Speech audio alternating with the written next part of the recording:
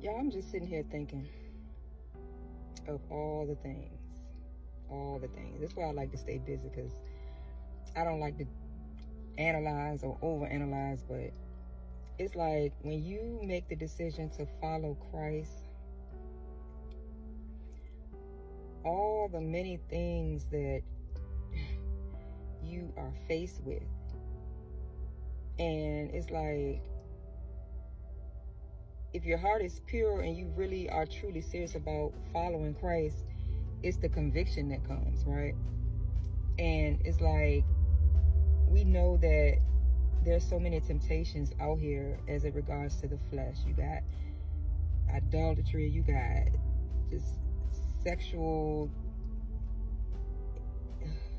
immorality, you got just all type of different things that will try to tempt you, right? But I was thinking, even the things that you have to no longer do, right? And it may seem small, but really it's not. Like, it's not. It's having a mind of Christ, like doing as Christ would do. So even something small, like, let's say you text someone and you know they're not doing anything, right? You know they're not. And they take a long time to text you back. Now, the pettiness, I know for me, would be that when they respond, either I'm not going to text back at all, or I'm going to take just as long. Even though I see the notification, right? You see it, they text you back, whatever. And you like, I ain't responding to them right away. They took all day to text me, blah, blah, blah. And again, it may seem small, but then for me, the conviction, like, okay. Because the goal is to be better.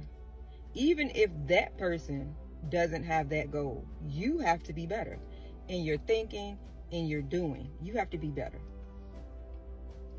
Even with your responses, you have to be better. Even with apologizing, being the bigger person, you have to be better. Do you want to? No. And that's something that I'm working on. I definitely have to ask God to help me in being stubborn or holding grudges. Like, I know that He's dealing with me with those things. And it's not easy, because when you've been doing it for so long, when you grew up that way, and I mean all of us, like, you grow up seeing certain things take place in front of you, whether it's at home, at school, even at church. And that's what you become accustomed to. So getting out of those habits and routines, it is not easy. But I'm going to do it, because I have to do it. And it's like, even with love, God loves us unconditionally. Like, no matter what we do, He loves us.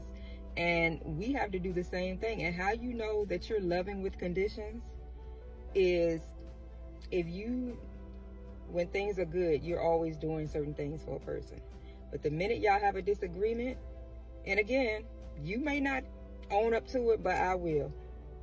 There were times, because I'm better, but there were times if me and my husband had a disagreement, and I normally make coffee first thing when I get up in the morning. If we had a disagreement, I wouldn't make it. I'll just go get me some from Dunkin' Donuts. That's it. I ain't making no coffee. And means it. But how petty is that? It's petty. It's petty. But it's things like that. And when God started convicting me, it's like, okay, but you're living, that's love with conditions. Like, why would you stop doing that because y'all had a disagreement? Why? Because I feel like you can make it yourself. You can make it yourself. And it was other examples, and it was all small things, but it's like, okay, girl, why are you acting like that? It's not even that deep. So God deals with me. And I'm just saying, we got to be better. We got to be better. I don't want to be that way. I don't want to, and that's with anyone. Friends, like, if I'm upset with you, like, you may be texting me or whatever, and I ain't responding, or even looking at your response, rolls eyes, like, girl, whatever. I don't want to be like that, though, because God didn't do us like that, and God forbid if He did us like that. If He, blesses us on a regular basis or gives us grace and mercy, but because one day we did something out of character And he was like, oh, nope. Girl, I ain't giving you no grace today. Man, we would be in a world of trouble. We already in a world of trouble, but without God, could you imagine all of these things going on without God? No. No. So I'm just thinking about, how I can be better with my actions, how I can be better with my words. Making sure that I'm not just being a hearer of the word, but also a doer of the word. Forgive yourself if you have not been doing it. Forgive others if they don't do it. It's still Forgiveness Friday. So, we don't want to hold grudges. We don't know what everybody is going through. Sometimes it's a valid reason why someone may not text you back right away. And even when you have a disagreement, whether you feel like you're right or wrong, like, why are we holding grudges? Because life is short. I would not know how to act if anyone close to me was taken away. If anyone, period, it affects us. But, to think that you were upset with someone and then they're taken away suddenly and you didn't have a chance to say, I'm sorry, or I love you, or anything like that. So it just makes you really think and self-reflect. I know for me, anyway. I hope it helps you too. But y'all have a great day. Enjoy. Be blessed. Be careful. Be safe. Stay prayed up. Love on your enemies as well as your loved ones.